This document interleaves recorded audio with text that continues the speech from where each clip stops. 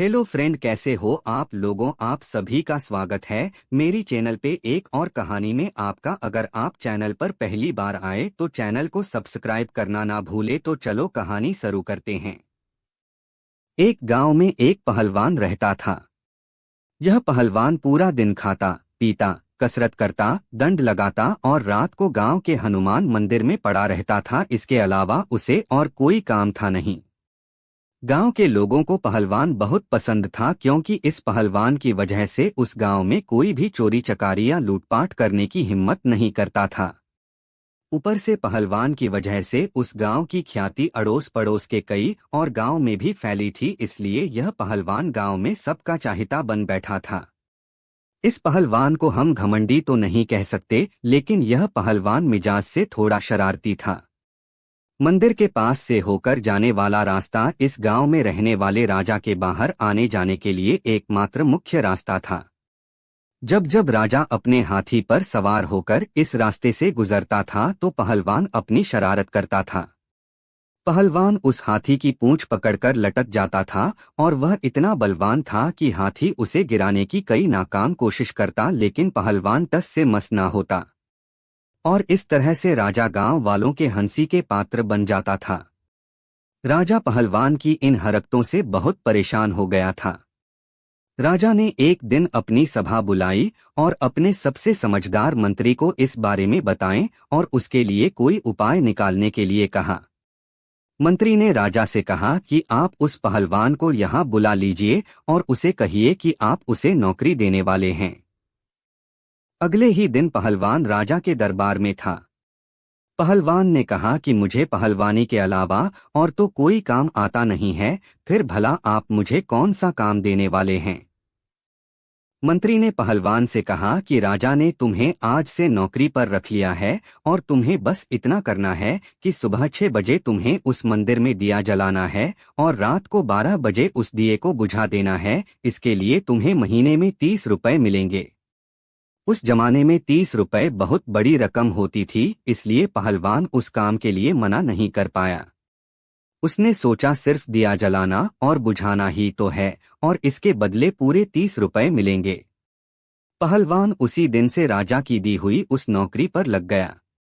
पहलवान के वहां से जाने के बाद राजा मंत्री पर बहुत गुस्सा हुआ। राजा ने कहा कि तुमने यह क्या किया। मैं सोचता था कि तुम पहलवान को कोई ऐसा काम दोगे जिससे वह व्यस्त रहेगा और मुझे आगे से परेशान नहीं होना पड़ेगा, लेकिन तुमने उसे इतना आसान काम दिया कि वह 1 मिनट में दिया जलाएगा और 1 मिनट में दिया बुझाएगा और बाकी का समय वह कुछ नहीं कर रहा होगा। यानी कि जब मुझे उस रास्ते से गुजारना पड़ेगा तो वह फिर ऐसा कुछ करेगा जिससे मेरी जगहसाई होगी।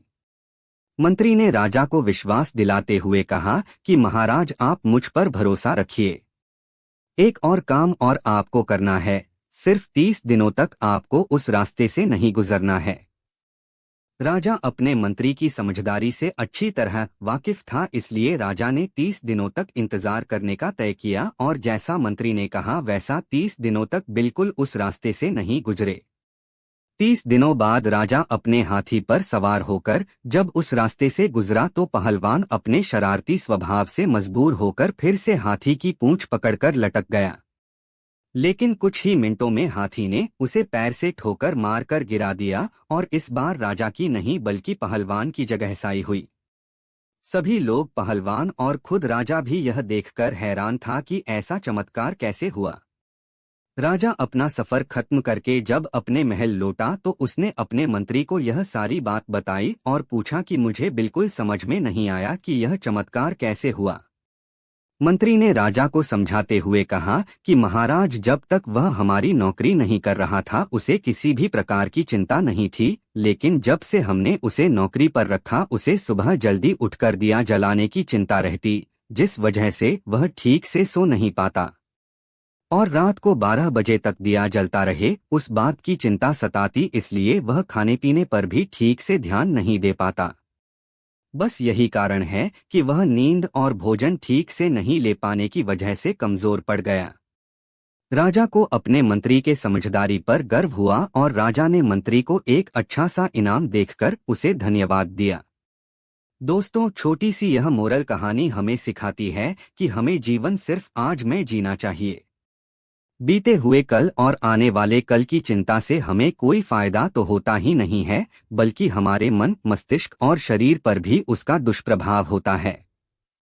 अगर आपको मेरी कहानी पसंद आई है तो चैनल को सब्सक्राइब करना ना भूले। आपको एक कहानी पसंद आई है तो कमेंट में जरूर बताना। तो चलो मिलते हैं एक और नई कहानी लेकर, तब तक गुड बाय।